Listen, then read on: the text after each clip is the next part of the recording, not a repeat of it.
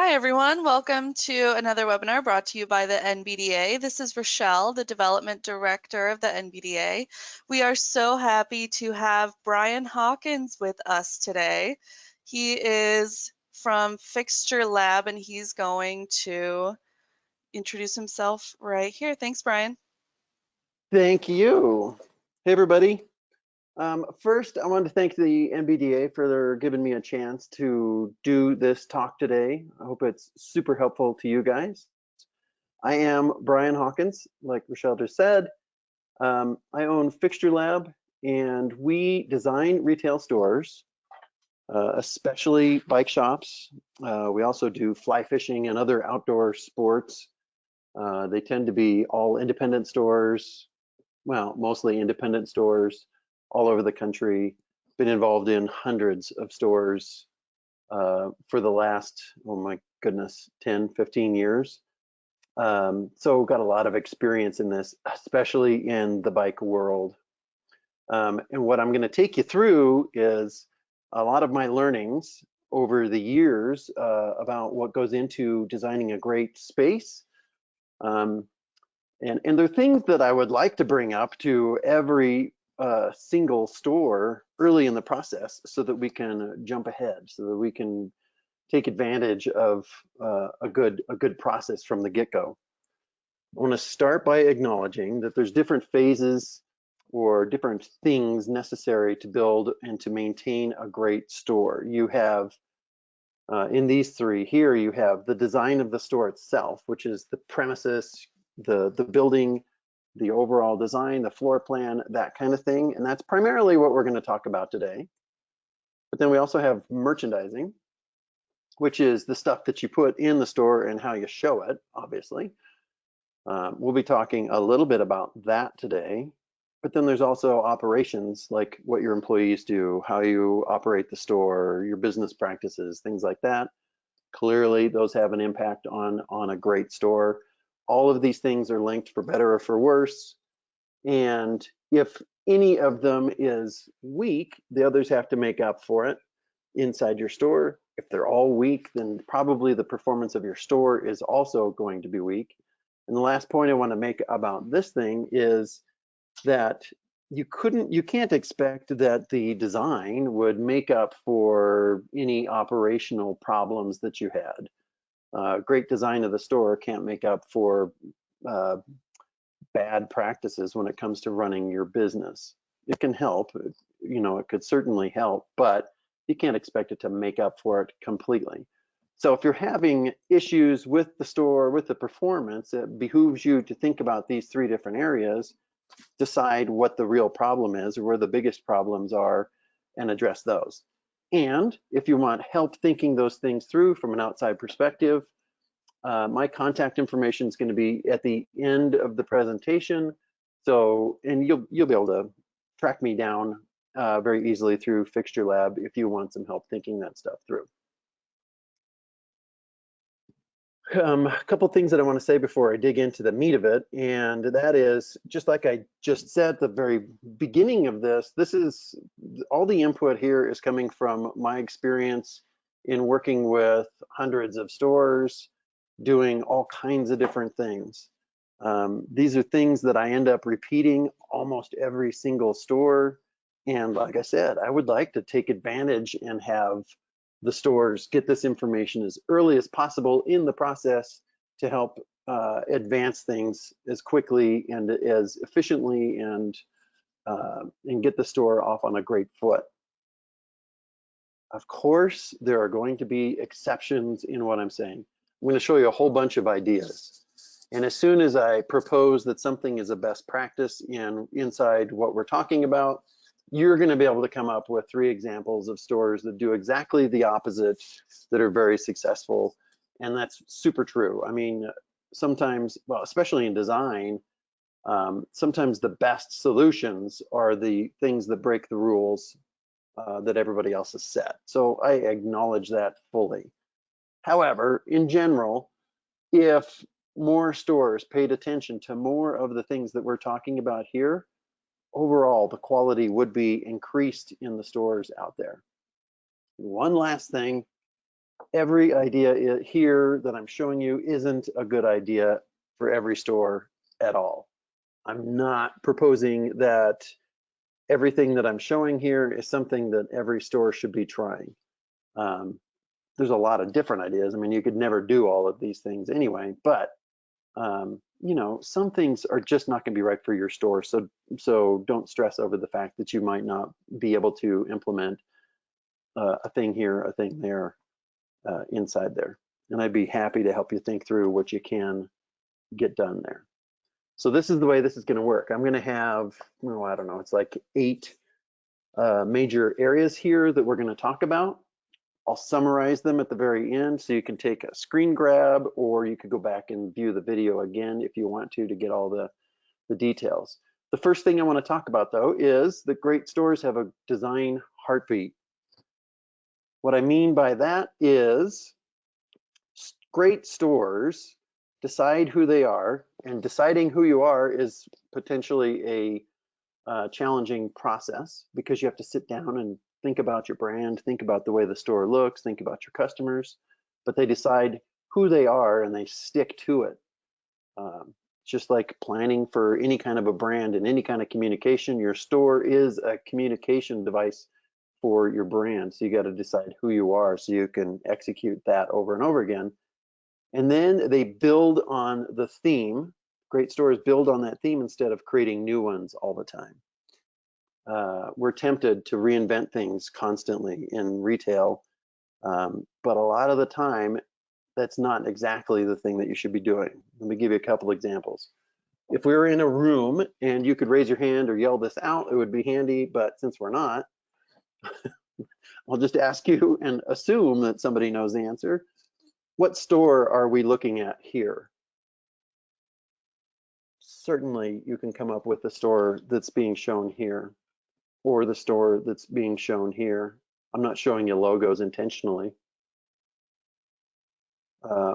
What retailer are we talking about here? Of course, we're looking at Whole Foods. And how can we tell that that's Whole Foods when we look at these pictures? The thing is, they have that design heartbeat that I'm talking about. They decided who they were, how they're going to do things, and they execute that over and over and over and over again in every store across the country. Does not mean that every store is identical. Like this wall may be different in every single store around the country, but overall, the flavor of the store, the style of communication, the color palettes, the way that they merchandise things, those 3 areas that I talked about are very consistent, and very consistent over a long period of time. Another example, KFC. Now, forget whether you like KFC product, whether you want to ever be caught dead in a KFC, that doesn't make any difference. All we're talking about is consistency here and that design heartbeat that they have. If you go into just about any KFC around the country now, they're very consistent. They've decided what that brand heartbeat is, what that thing is that they need to be, and they execute that over and over and over again very consistently.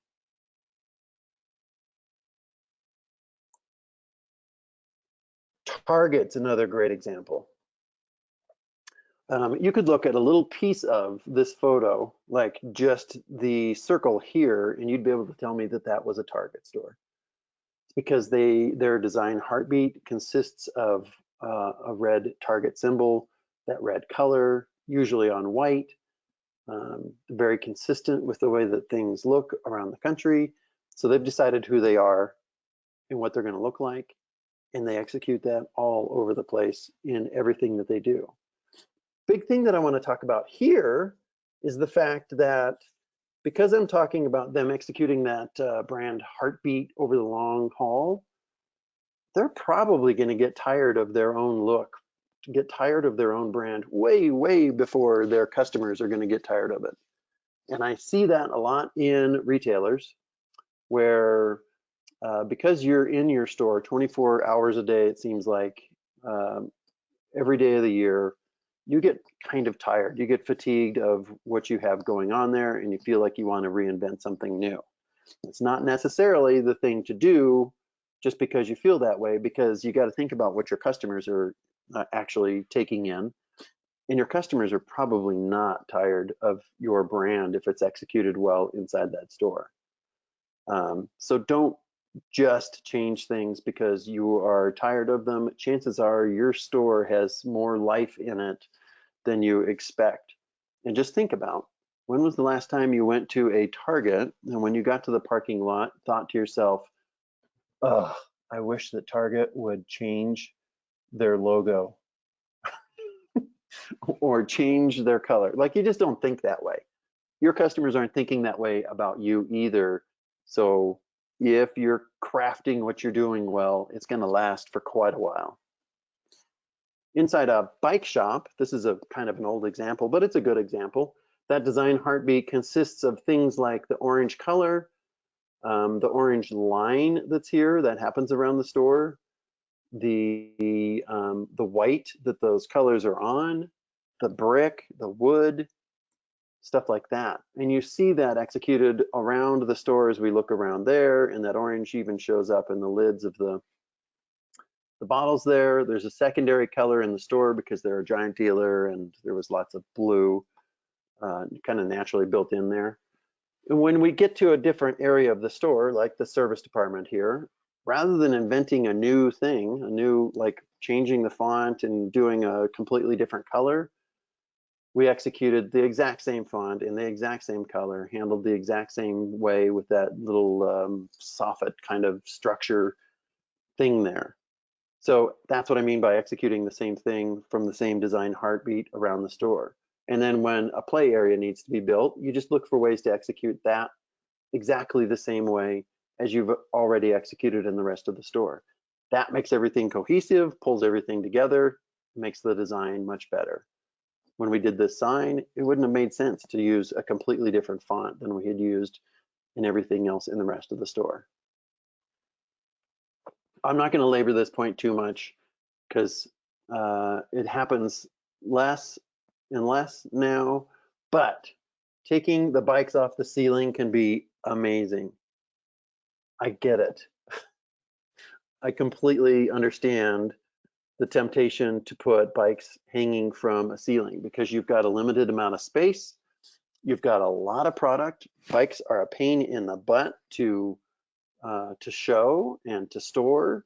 So you look at the ceiling and you think, oh my gosh, look at all that real estate that I can utilize to get these bikes into the store without having to trip over them. So I get it. Your mind also says that bike is going to be 8 or 9 feet off the floor, so it's not going to be in the way visually. But problem is that it actually is in the way, even when you have them very high. And this is not an amazing example here, but it does show what I'm talking about. This bike here is, I don't know, 8 feet off the ground. And it does interfere with being able to see that sign that says service and parts there across the store. It's perspective. It's the perspective that you never picture in your mind when you're thinking of the bikes being on the ceiling. The other thing to look at here is that the bikes on the ceiling create this clutter that just looks disorganized. It would be like putting bikes randomly out on the sales floor with no rhyme or reason. You wouldn't do that, but you would, well, I can't say you would.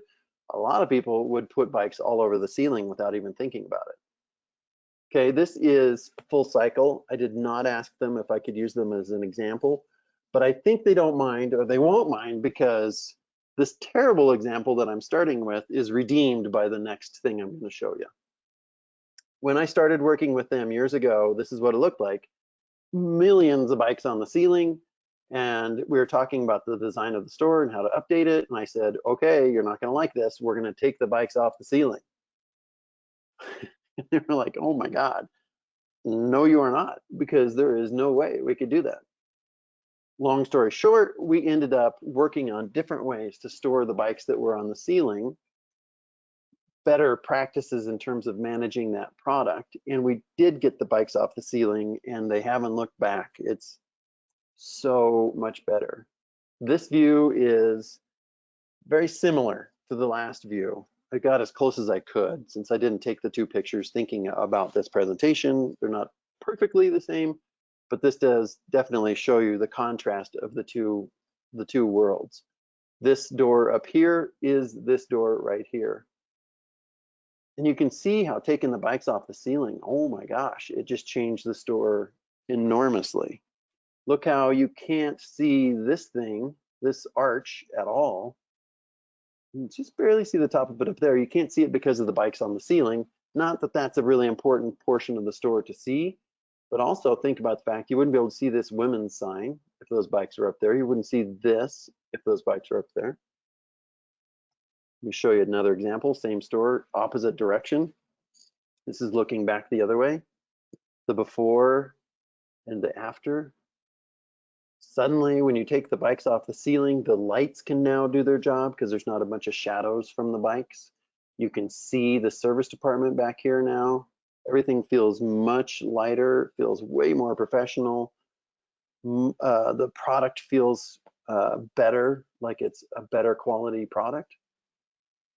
These two views are very similar, taken from very similar spots. And the difference is just huge. All right, next big thing. Simplify and amplify. What do I mean by that? Here's a different way to put it. If you want attention, scream in a church, not in a stadium. It just makes sense. If you really, really want attention, then imagine yourself walking into a church and screaming. That would get all kinds of attention. You would really upset the apple cart by going into a church and screaming, as opposed to walking into a crowded stadium with 80,000 other people and yelling there because there's so much noise going on there. Another way to put that is negative space can be the most positive thing you can do inside your store. Great retailers have the confidence to let your eye rest sometimes. And if you start by taking away, then you can use that negative space to help the real story shine. Example, this store with all of the coffee and tea making things in it, you know, if we parallel this to the bike world, these boxes might as well be helmet and shoe boxes. They've used every square inch of everything inside this store. There's no place for your eye to rest. And now we contrast that to this store. Definitely a different product, but they could have in this store, they could have put floor fixtures out here. They could have replaced this unit here with different kinds of fixtures, with rounders or something that would get a whole bunch more product into the space. They could have eliminated the mannequins because those take up space. But what they're doing here is they're creating some negative space, quite a bit of negative space inside the display and inside the store to let the product rise to the top and become the star and feel much better. So if they had put in a ton more product, the logic that bike shops use a lot of the time is if I put more product in there, then I'm going to sell more.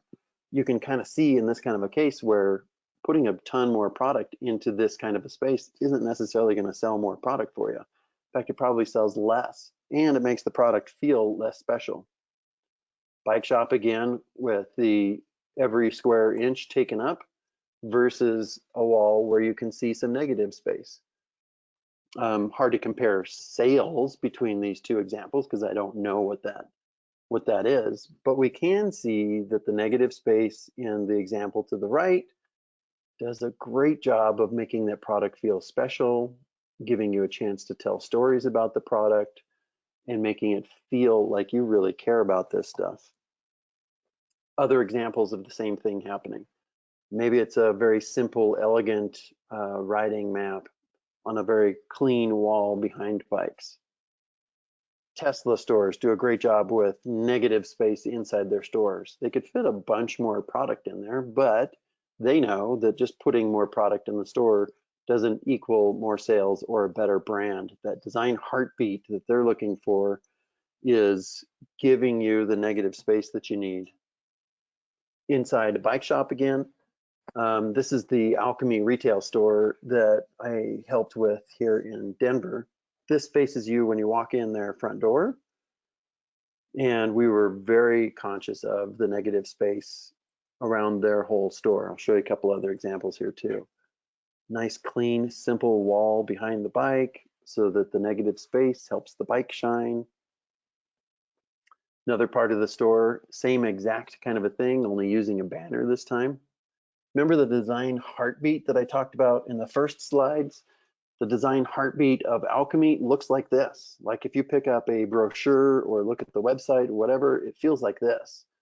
And so we executed that inside the store very directly and precisely.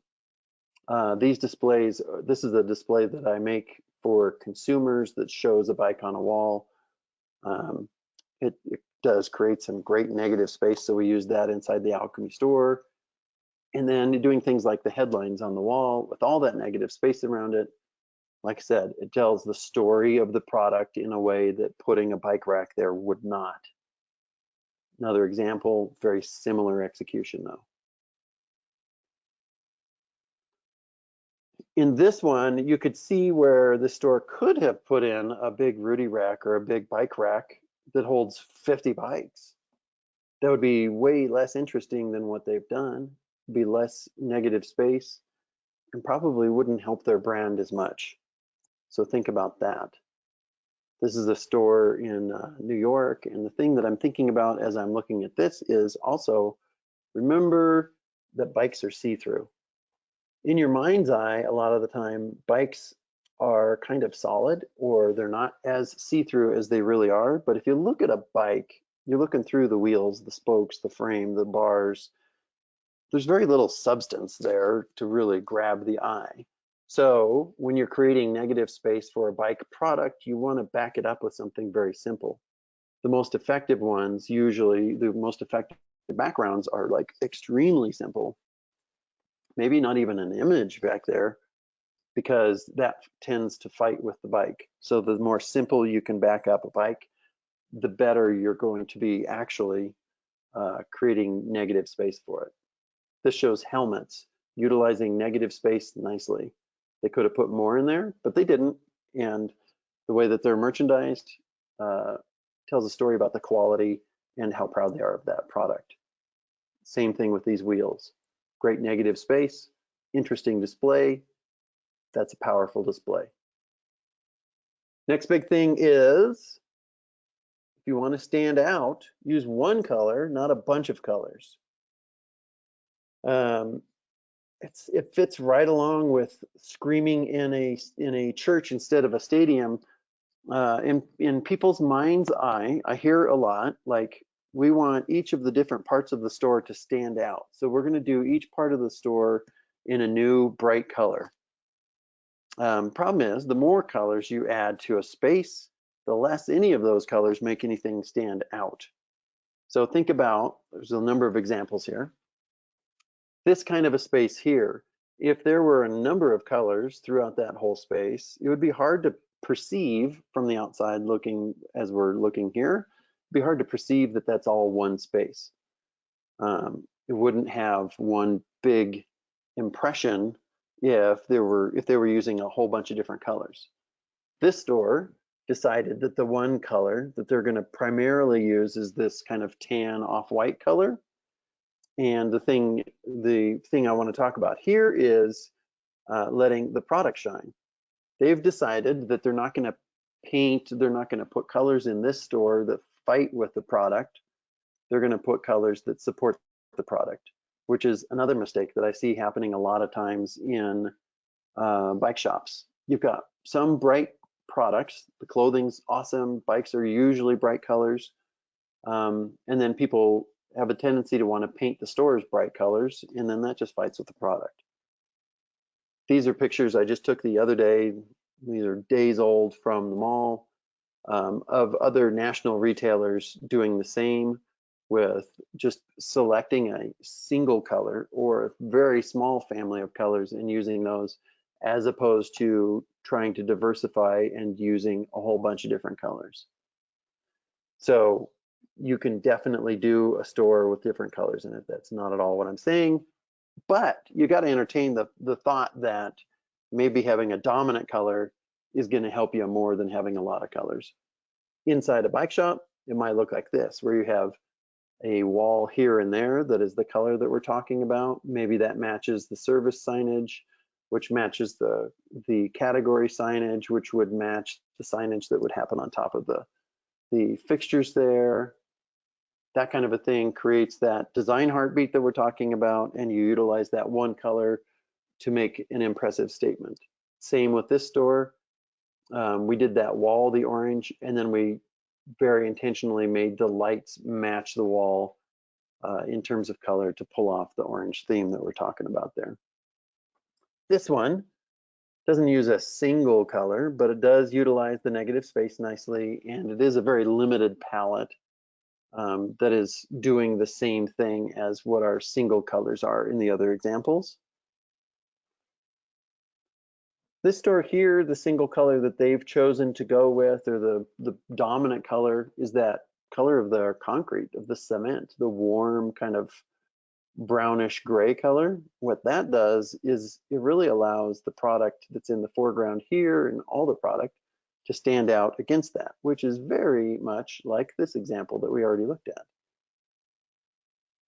They're doing exactly the same thing, letting the product stand out against a background that isn't in itself bright and exciting. This store uses the red and the same font throughout, but that red bar happens around this store, just like we saw in that very first example with the orange.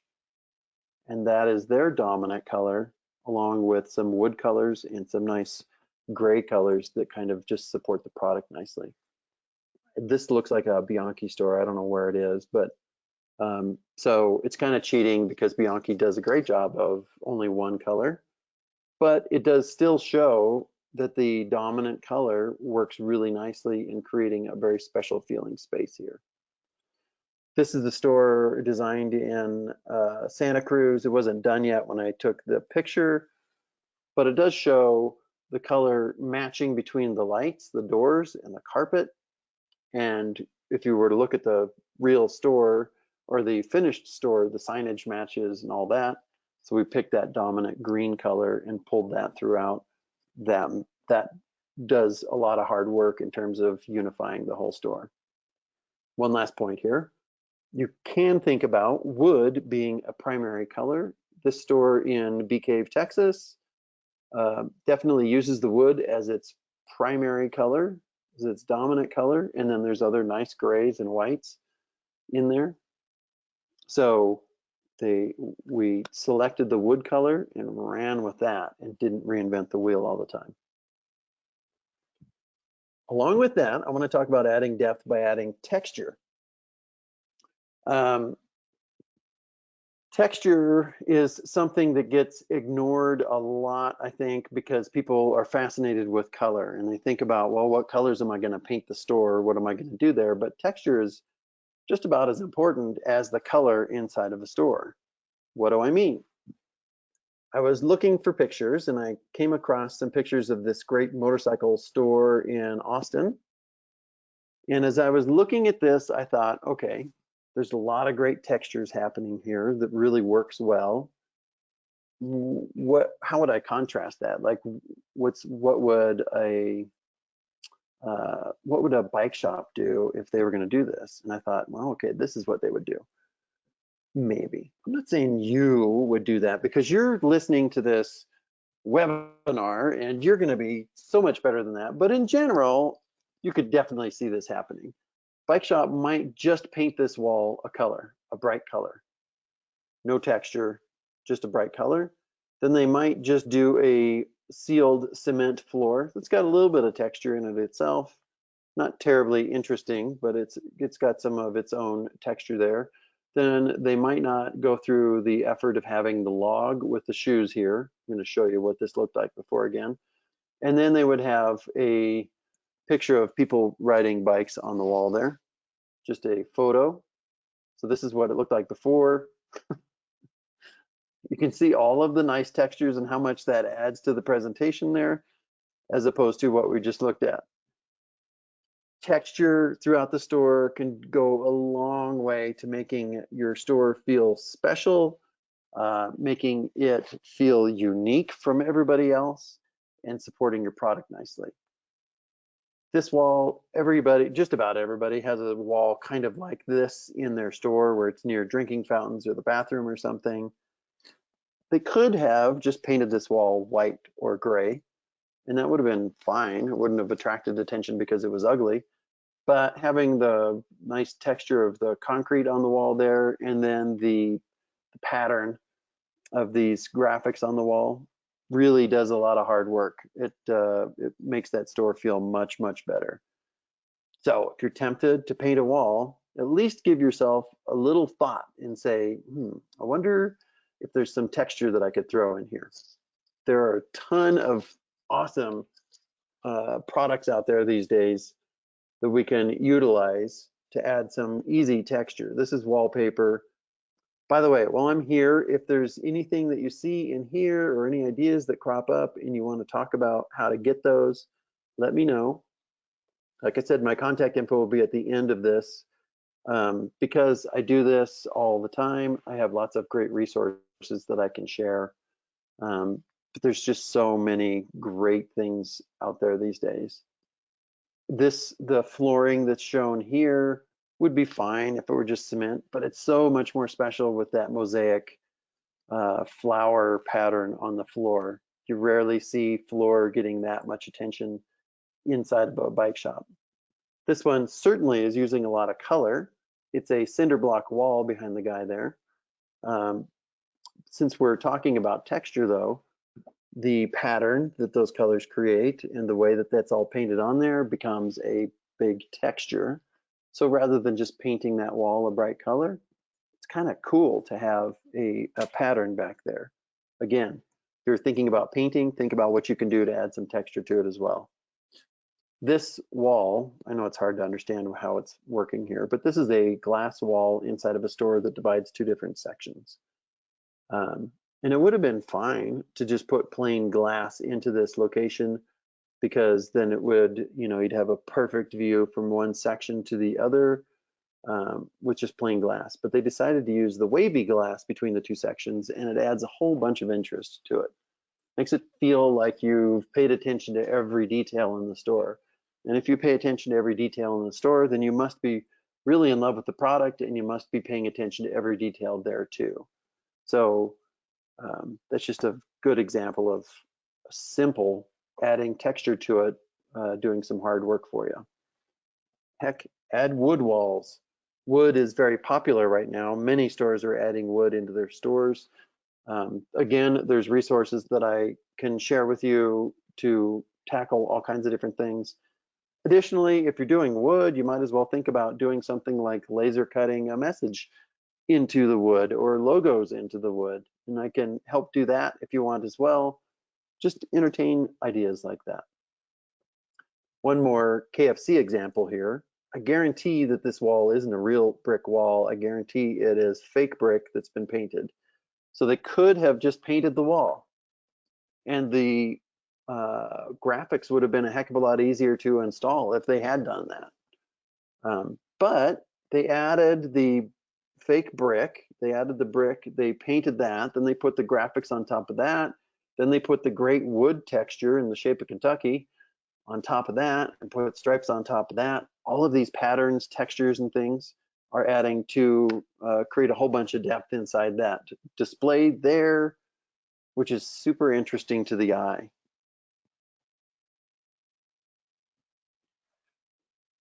Show the emotion of riding bikes, not dorky stock people on bikes. To describe what I'm talking about here, we're going to take a journey to Starbucks. Imagine you're at Starbucks, you're about to walk into Starbucks, you walk in the door, and these images are on the wall. It makes perfect sense, right? It's people, attractive people, enjoying a conversation and enjoying their coffee. They're drinking coffee, they're holding their coffee cups, they're smiling, they're doing coffee things. And this is a really good example because it's very attractive people. There's some depth of field focused stuff happening there and a filter on the photo. So it all makes perfect sense. This is exactly the kind of photo that you should see in a Starbucks. But do you see that in Starbucks? No, you don't see that in Starbucks. Have you ever been in a Starbucks and forgotten what product they sell because you didn't see photos of people enjoying that product on the wall? No, you you don't. When you're in a Starbucks, you know you're there for coffee, and you don't need to see people enjoying coffee on the wall for them to be successful at what they're doing. What you do see inside Starbucks, it's great textures, great colors, great art, things that make you think, uh, nice, elegant furniture. You know, you see some very interesting things, but you very rarely see anything that is someone enjoying a cup of coffee. And that's pretty golden. I'm not saying that this kind of image doesn't have its place in bike shops, but it seems like it's the go-to for everybody for everywhere. We need something to go on a wall, so therefore I'm going to pull my images from Trek, Specialized, Giant, whoever. We're going to stick those on the wall because it just makes perfect sense to throw riding imagery up into a bike shop. So you end up seeing images just like these guys all the time. And I have used these kinds of images a lot. Nothing really wrong with the images, but I just want to open up the blinders a bit to what we could be doing. There is some interesting stuff. I'm not criticizing the images here. Like, we look at this and seeing a racing image like that can get your heart pumping a bit to just, you know, think about you being in that environment. So that's definitely true. But let's think about other types of imagery as well. Like, what if there was a big image and it had just this woman laughing? That shows the emotion of what we're talking about, the joy of maybe being on an electric bike for the first time. And it's not showing a riding image just like everybody else shows it. We want to help differentiate ourselves. We want to speak to people's hearts better than other stores speak to them. So why don't we consider things like that? Consider doing messages that are inspirational or fun or especially interesting. If you're going to show a bike, maybe consider doing something that isn't quite as literal as showing the stock or the photo from the catalog of the bike company. Do something that has an artful appeal to it. Do something that has some depth and texture and interesting colors in itself. Do something that interacts with the product, that gives the customer, you know, a grin that isn't relying on them identifying with that riding situation. If you're going to show someone on a bike, maybe it becomes something more artful, maybe it's something more original. And while I'm here, you're seeing a few murals in what I'm showing here, and I hesitated to even put in anything showing a mural inside of a store because there are so many bad murals out there in the world. Just if you're gonna do a mural, make sure that it is in keeping with the brand heartbeat that we talked about. Make sure that whoever the artist is gonna do a great job of pulling that thing off and it looks professional and really well done. Just like every mural isn't created equal, make sure that that mural is well done and helps pull the brand of the store along. Consider messages like this kind of a thing that are designed nicely inside of a store instead of just writing imagery as well. That can be a fun, different thing to do. Even if it's something like posters. Another thing that I hesitated to even put in here is something that looks like a poster, because bike shops historically have filled their walls with posters. When there's any blank spot, you want to put a poster up. So I'm not really proposing that a poster is the way to go, but sometimes if you're designing the space well, there is a good place for a poster of some kind or another inside there, and it does replace some of that stock writing imagery. This wall would be a lot less impactful if we just had some writing images up on the wall there. The installation, the artfulness of what they have going on there is super interesting, and it communicates a whole different level about what this store is up to as a retailer. This is a great example of a bike with a smile below it. Always loved that. Entertain doing something like, if you're going to have bikes up high on a wall, do something that interacts with the bike on the wall behind it.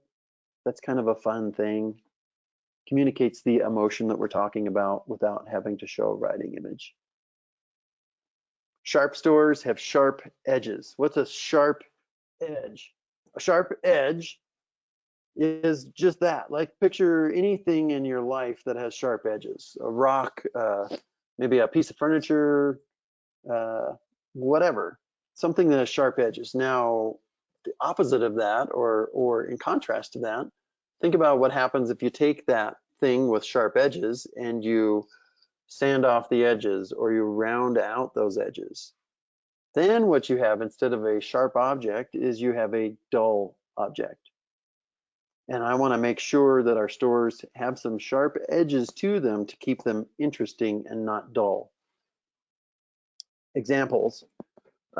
This feels lame now because it's so old, and I think they're overdoing it now.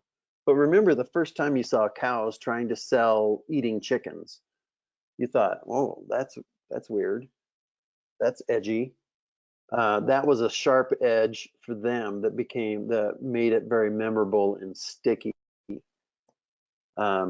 This restaurant with that headline, naked waitresses flirt with you, is edgy. It has sharp edges. What it actually says, if you look closely at it, is the naked truth about our waitresses is that they only flirt with you to get a better tip.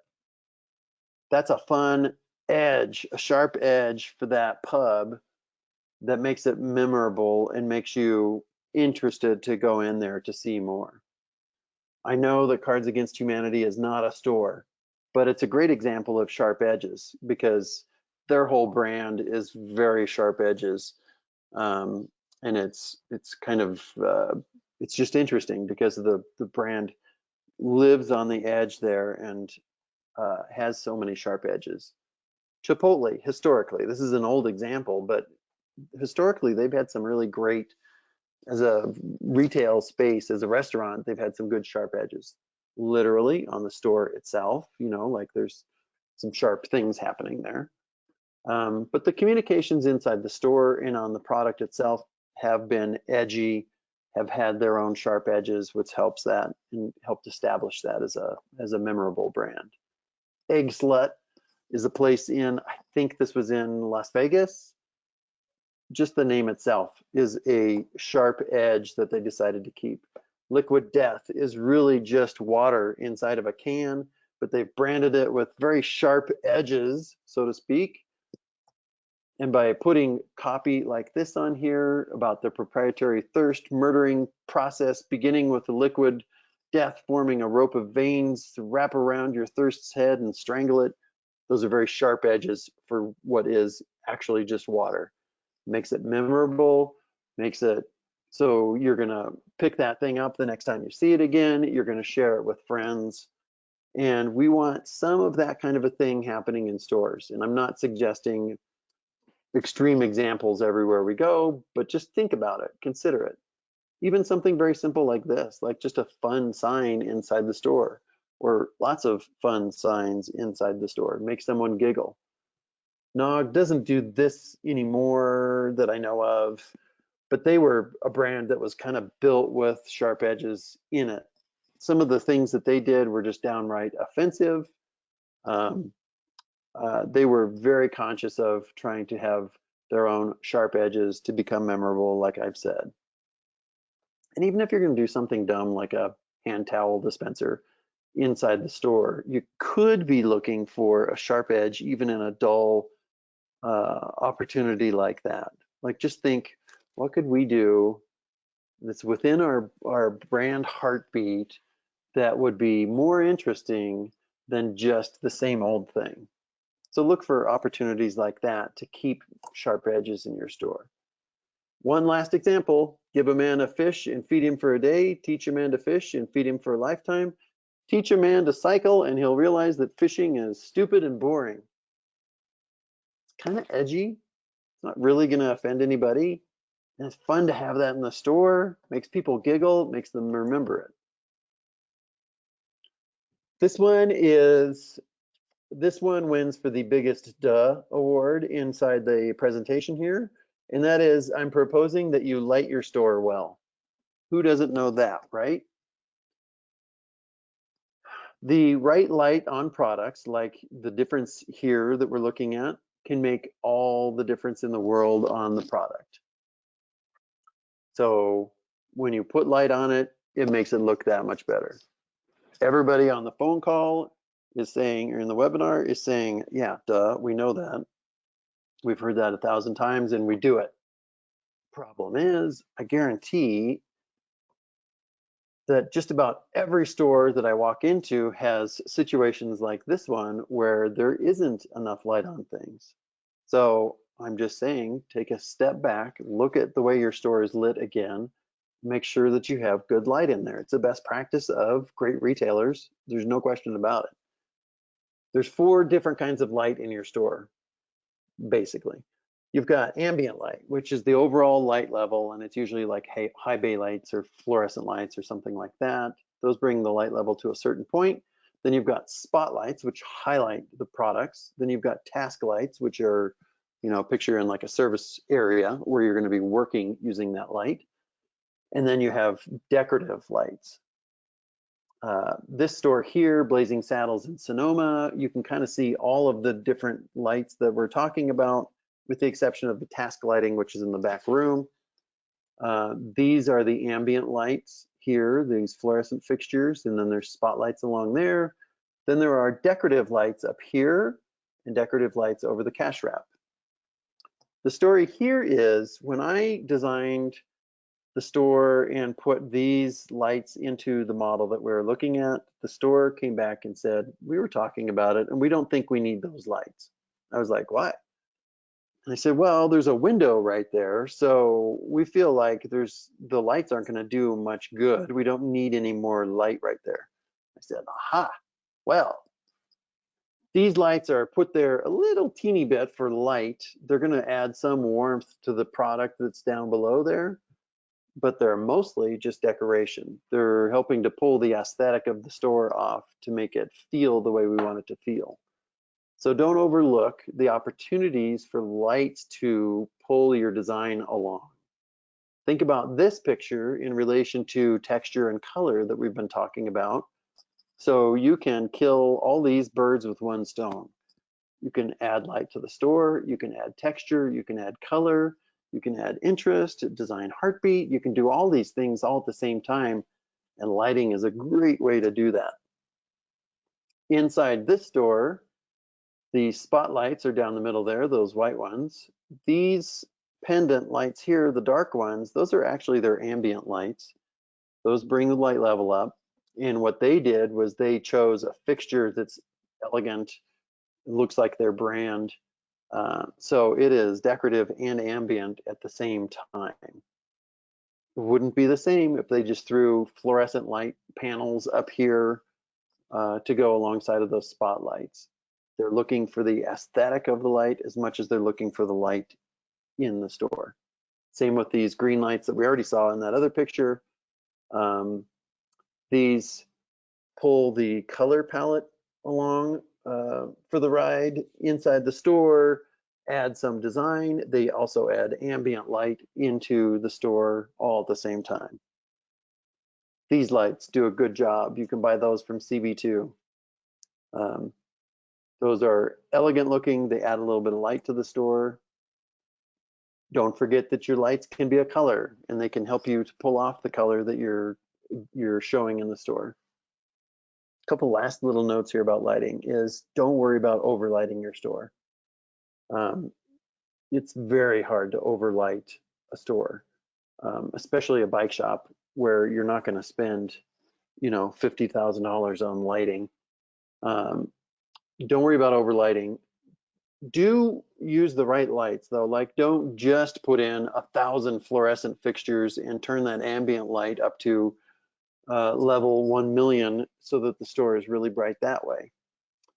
Use spotlights to light the product, and using spotlights, it's hard to overlight, especially if you've got windows in the store where sunlight's fighting you in terms of where your eye focuses. So don't worry about adding more lights. You can almost always add more lights to the store without hurting anything. Last note on lighting. Because we're talking about colors and textures and design heartbeat and all that kind of stuff, the temperature of your lights is a thing that I see done wrong all the time inside stores. Not just bike shops, but all stores. And what happens is whoever is replacing light bulbs or putting in lights don't realize that there's different color temperatures to the light. My proposal or my suggestion is that you stick between 2900K and 3500K, maybe up to 4000K in terms of the light. That keeps the color of the light into the same family. If you choose lights with lots of different color ranges, like different temperatures, it makes things feel disjointed. The higher the number, the cooler the product feels. It has nothing to do with the amount of light, but the cooler, higher numbers have a tendency to look harsher, and I don't find them as aesthetically pleasing. So always when I'm specifying lights, the light color temperature is between 2900 and say 4000K. So look for that, pay attention to that on your lights to effectively light your store. Small point here, just putting crap on your windows doesn't make people want to come in. We've all seen spaces that look like this. I think this one might be a vacant space, which is a little bit of what I'm saying, actually. Putting graphics on your windows is an attractive opportunity sometimes, but most of the time it doesn't do what you think it's going to do. This is a store that's in Denver. This is from a few years back. And they had these graphics on the outside. I know what they were, well, I don't know, but I'm guessing what they were thinking was, we're on Broadway, this is a busy street. We need big, bold graphics on the windows to show people that we're a bike shop and grab their attention to get them inside here.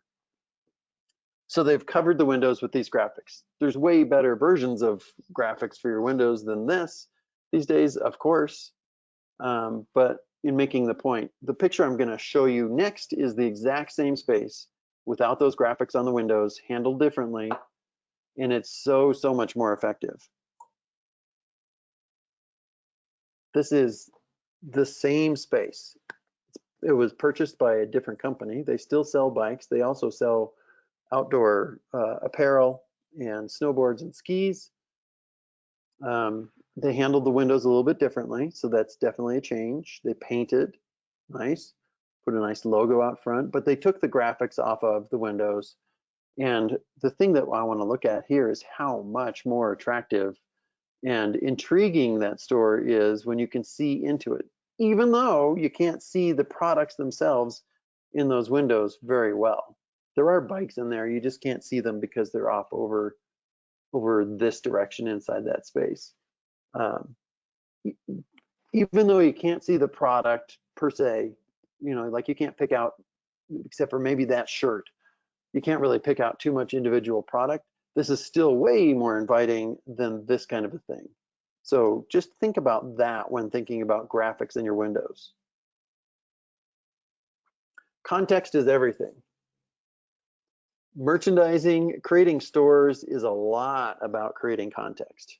So an example of what I mean is, you're eating a turkey leg, and that's all well and good, but the context of having a hungry grizzly bear behind you changes that whole story enormously, makes it more emotional, more impactful. I'm going to show you some stores that do a great job with context. I've had, in presentations like this, I've shown this a lot because I just love the example in this North Face store. the context that they're showing here has everything to do with the way the mannequins are outfitted with all of the gear, the video that shows people doing what they want to do, the head position of the mannequins looking up like you would if someone were rappelling next to you, the kind of topographic looking elements back here, the ropes up there, everything feels like your heart starts to identify with the emotional experience that you're seeking with the product. Same here. I think putting the mannequin up on this platform up here is genius. Not because you can see that coat really great, but because it puts this person into a perspective like you would find outside in the wild, which helps you identify with the emotion of what's going on there. We're creating context for that product. The mountain climbers next to the stairs here climbing Everest, so you feel like as you're climbing the stairs you're climbing next to people going up Everest. That's awesome context for the product that they're selling there. Even something simple like putting a bike in front of an image of someplace that you would love to ride is great context. Front windows or display windows are creating context for the product that's inside of them. I have no idea what this means, but I grabbed it as an example of a front window that has a bike product in it, and it tells a story of some sort. Everything that you're doing in a display window is creating context for and telling a story for that product, so think about that. Now, I did this. Remember how I said I was down on putting bike riding pictures in just because of their bike riding images? You know, every store probably is going to have some bike riding images. I'm not against those at all. And in fact, in this example, seeing them out there riding does create better context than a blank brick wall would behind the products here. So in this case, we're just doing very simple work of creating context for the bikes. This tailgate that we did, the rear end of the pickup truck in the Bicycle Sports Shop in Austin, gives you great context. Man, it makes you feel like, oh my God, I want to be out there with my buddies. I want to be out on the trailhead. I want to pull my bike out of the back end of that pickup and go for a great ride. Same kind of thing here. The electric bike display with the lights coming up from the bottom tells a little bit of a technology story, sets the context for this incredible product. This big image with the product that's in the photo matching the product that's on the floor there creates awesome context for the product.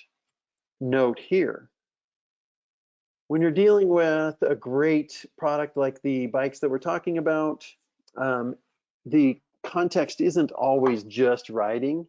And in this case, the bike is on display. It's kind of a piece of art in itself. So think about that as context for the product. Like, you would be so proud if you got this bike that you'd want to stick it on your wall in your dining room to show it off. That's really cool context. This kids bike stage that we built, where the rear wheel spins and the kid can just ride on that thing inside the store like crazy, creates great context, makes them very happy. The parent sees how much their kid is having fun on that, creates a better sales scenario.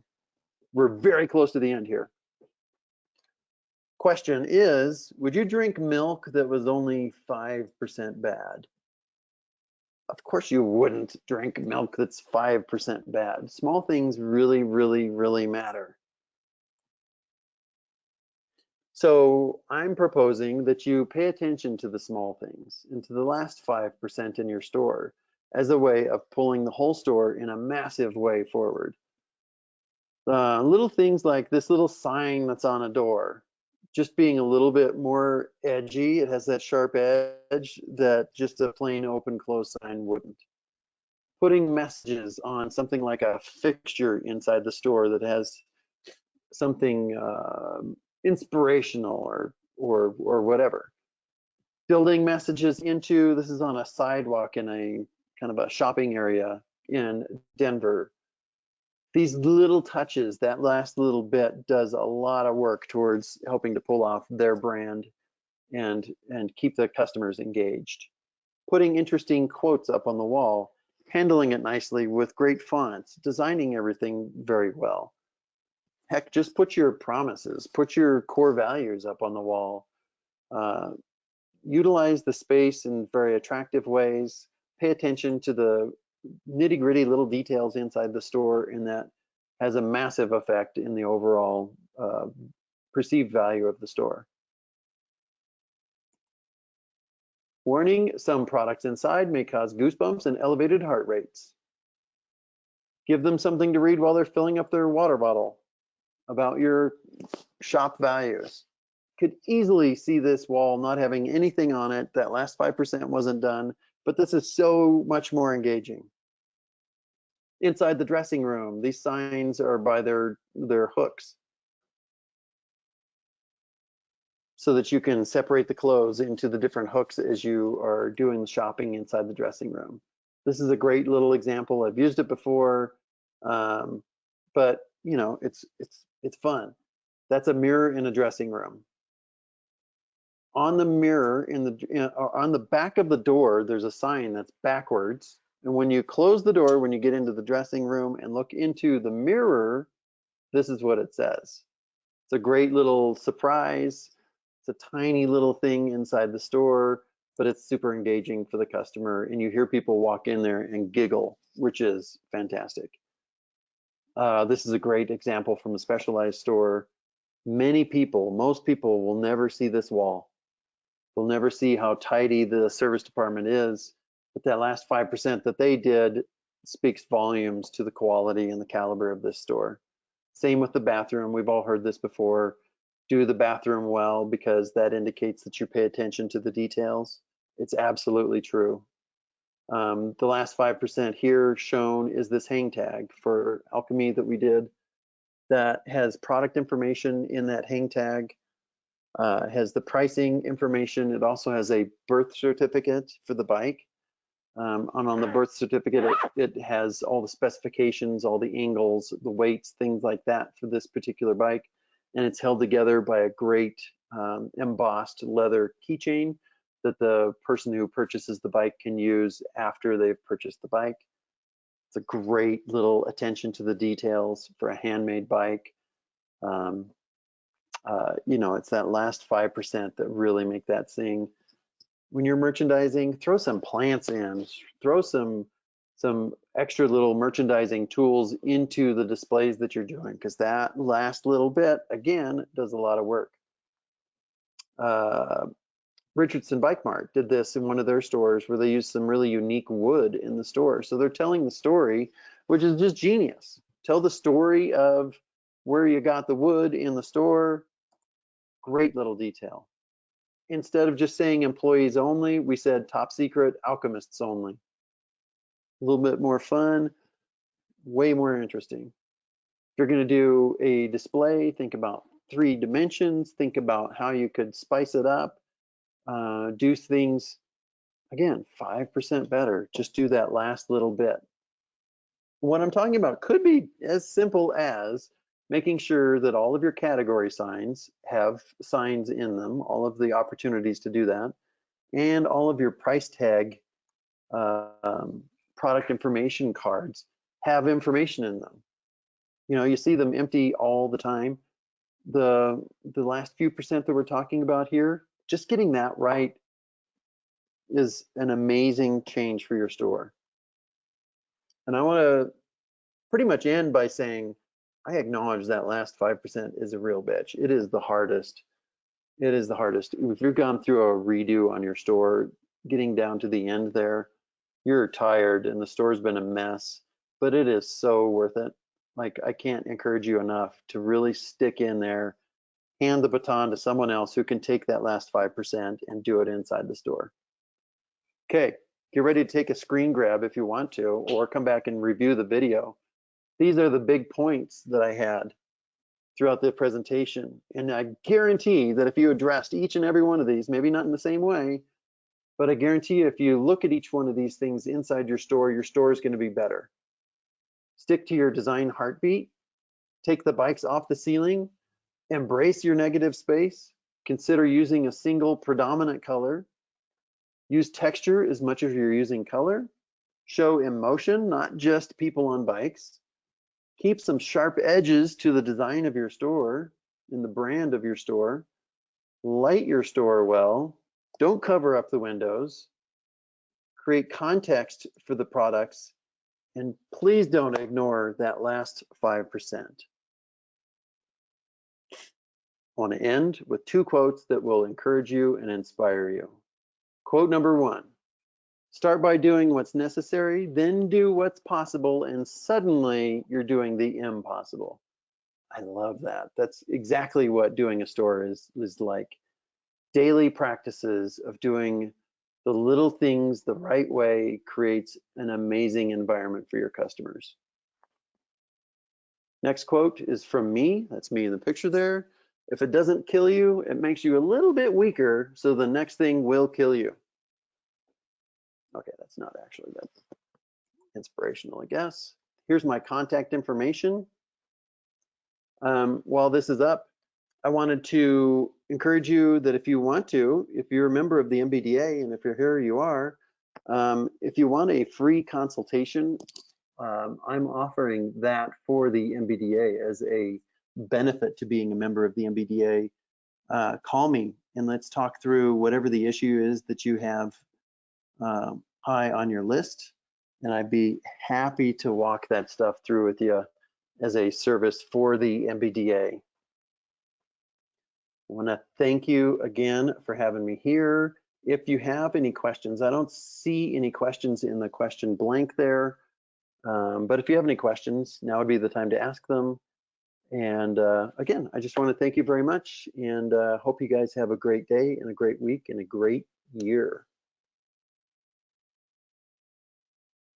We do have a question in the chat box here. It says, when you're suggesting that stores take bicycles off the ceiling, where did they store them? Do they have to get a storage unit?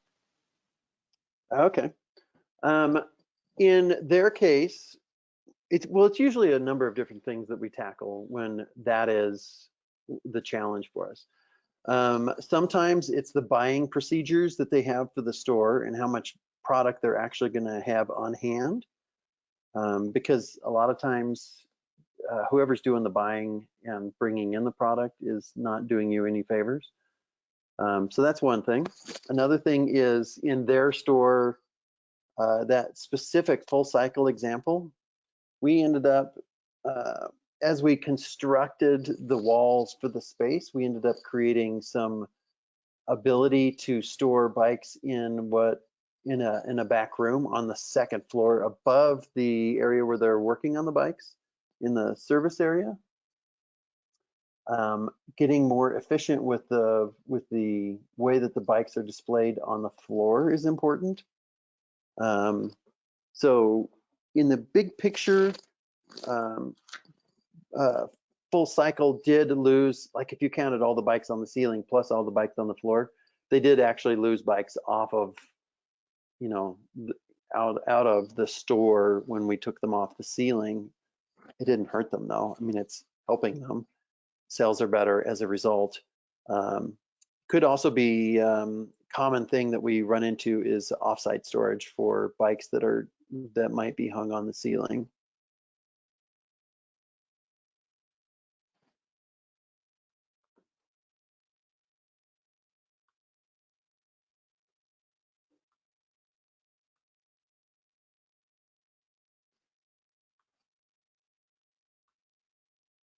There is another question in there. I don't know if you can see it. I can't. I'm looking at the chat thing and I don't see. Can you read me the question? Yeah, it says, what's your favorite way to frame the customer's experience entering a shop? What do they see first walking through the door? That varies in different stores. It's a great thing to be thinking about though. One thing is when you get in the front door, you obviously don't want to be greeted by clutter. You don't want to be tripping over something as soon as you get in the front door. I prefer to to have a display that's very flexible so that you can kind of talk about the product of the day, so to speak, when you get in the front door. And that could be just about anything. The keys being that you don't want to uh, block the sight lines. Like you don't want to put in something immediately inside the front door that blocks the view of the rest of the store. So chances are it's going to be somewhat low uh, in terms of its design, but interesting. Um, it doesn't get in the way, doesn't stop you from walking around the store, but it could really be pretty much anything. Think really especially about what emotion am I trying to communicate? What emotion am I trying to elicit out of the customer when they walk in the front door? Is that excitement because it's now fat tire bike season, you know, the winter, the snow's falling, and I want to get them completely jazzed to get out there on a fat tire bike? Um, that would be perfectly appropriate. Is it Tour de France time and we need to get a road bike display out there to get them interested in that? Is it back to school and we want to show kids bikes or commuter bikes, things like that? You know the deal. There's lots of good logical things to stick into that first few feet in a store. Make it interesting. Just make it so that it doesn't get in the way.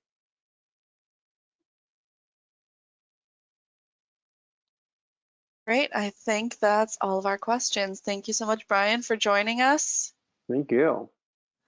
And yeah, if you're not a member, please do consider joining. Go to nbda.com and then you can use Brian's free consultation. Yay! All right. Thanks everybody for coming. Really appreciate it. Thank you.